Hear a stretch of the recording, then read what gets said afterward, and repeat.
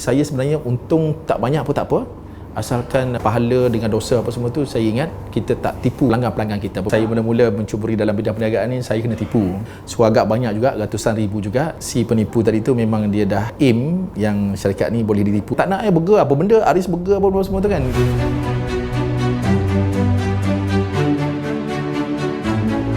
Nama saya Haris bin Embong. So tahun ni saya alhamdulillah 44 tahun.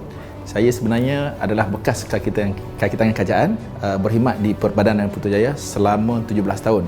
Secara rasminya saya mengambil keputusan untuk pencen awal 2/1/2018. Idea untuk mewujudkan Aris Burger ni sebenarnya kaitan daripada perniagaan yang saya ceburi. Pertama, saya menceburkan diri dalam perniagaan ni dalam bidang ternakan. Kenapa saya memilih ayam kampung, produk ayam kampung? Pertamanya adalah kaitan dengan skop perniagaan yang pertama, iaitu kita syarikat menternak ayam kampung, pengeluar ayam kampung terbesar di Selangor. Lepas tu yang keduanya, saya perlu mencarikan satu wow factor. Saya kena differentkan sikit, berbezakan sikit dengan syarikat-syarikat sedia ada.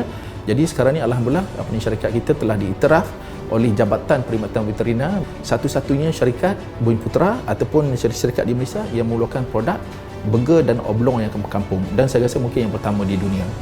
Kita nampak biasa orang berniaga burger dekat tepi jalan apa semua. Sebenarnya pendapatan dia memang lebih hebat daripada orang makan gaji sebenarnya. Sebagai contoh, satu usahawan Aris Burger di Seksyen 19 Shah Alam, dia boleh habiskan jualan setiap hari lebih kurang dalam 300 ke 400 biji satu hari. Jadi kalau kita ambil purata dalam 350 biji dan purata net profit keuntungan bersih satu biji burger adalah RM2. Kali dengan 350 biji, dia akan dapat 700 kali dengan sebulan 26 hari lah.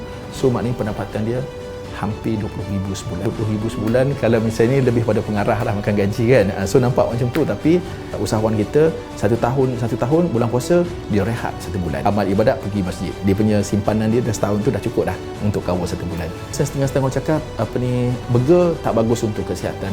Sebenarnya bukan burger tak bagus untuk kesihatan, tapi kaedah penyediaan burger. Sebab Kementerian Kesihatan Malaysia telah menggariskan mestilah mengandungi minimum 60% daging. Jadi Aris Burger memenuhi syarat yang telah ditetapkan Kementerian Kesihatan Malaysia. Produk kita telah melalui proses penyelidikan yang agak teliti. Di situ kita yakin yang produk kita apabila orang dah mula rasa, dan insya-Allah dia akan ada repeat order. Saya sebenarnya untung tak banyak pun tak apa, asalkan pahala dengan dosa apa semua tu, saya ingat kita tak tipu pelanggan-pelanggan kita. Apabila kita kata okey, kandungan produk Aris Burger ni kandungan burger yang tinggi, daging yang tinggi, keluarkan kandungan burger seperti mana yang kita tertera dalam kandungan nutrisi. Saya mula-mula mencuburi dalam bidang perniagaan ni, saya kena tipu. Yang si penipu tadi tu memang dia dah aim yang syarikat ni boleh ditipu. So agak banyak juga, ratusan ribu juga. Adalah dia punya strategi untuk menipu apa semua. Kita dah berhati-hati tapi terkena juga. Tapi masa tu kalau duk fikir sangat apa semua tu, memang orang kata putus asa apa semua, tapi mungkin ada hikmah di sebalik itu, dan yang paling insya-Allah Allah Taala akan ganti balik. Itu pertama. So saya memang pegang semangat dan tak putus asa itu memang secara berterusan. Yang kedua, cabaran nak masukkan produk kita pasar raya apa semua tu, brand baru apa semua tu, memang agak susah. Kita nak mendekati peniaga-peniaga burger, tak nak burger apa benda, Aris Burger apa semua tu kan, tak pernah dengar apa semua tu.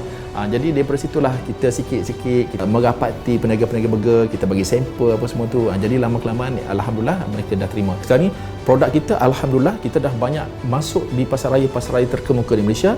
Antaranya adalah Ion, lepas tu Maiden pun seluruh Malaysia, pasar raya Checkers, kita masuk Big Supermart, masuk Hero tadi, Malakat Mall, dan kedai-kedai frozen pun dah banyak lah. Pendek kata di semua pasar raya kecuali Tesco dan juga Giant dalam proses final negotiation, sebab mereka memerlukan food sampling untuk mengasai burger kita apa semua. Dia yakin, dan barulah kita masuk. Dari segi bantuan, sebenarnya kita rakyat Malaysia ni sangat beruntung tau berada di Malaysia. Pelbagai bantuan dan juga fasiliti disediakan oleh kerajaan Malaysia. Apabila saya memulakan projek ternakan ayam kampung, dibimbing oleh Jabatan Perkhidmatan Veterina. Apabila saya expand kepada kilang yang kedua, saya pula dibantu oleh pihak PUMB yang memberi fasiliti keuangan untuk membeli mesin-mesin yang berskala yang besar. Dan di samping itu bantuan daripada pihak MARA untuk menyewa kilang dengan harga yang amat murah. Saya fikir kalau misalnya banding dengan kadar harga di Lembah Kelang di KL ni memang amat murah. Agensi yang berkaitan ni dia akan bantu syarikat untuk promotkan produk kita.